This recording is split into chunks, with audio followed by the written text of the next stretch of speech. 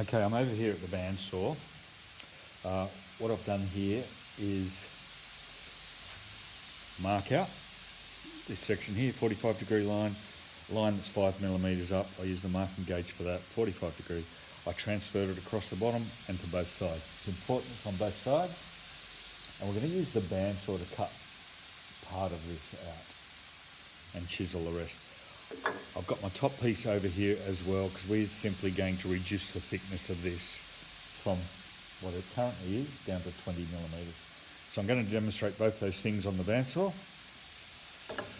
First one is this. What you're going to see me do is hold this at a 45-degree angle to get that cut. And I'll do the same at both ends.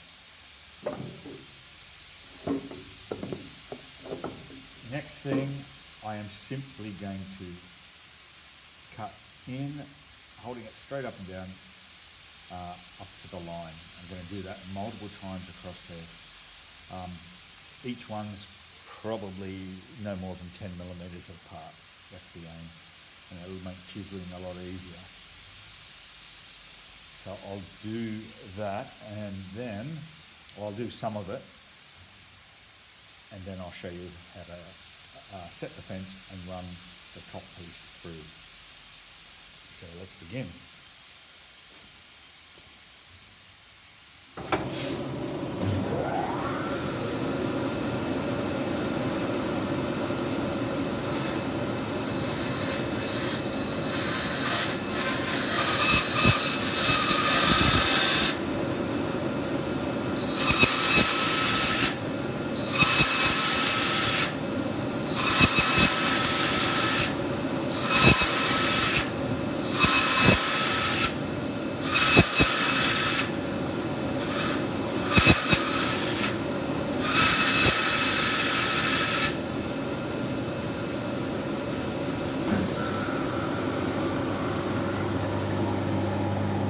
That's what I'm getting at.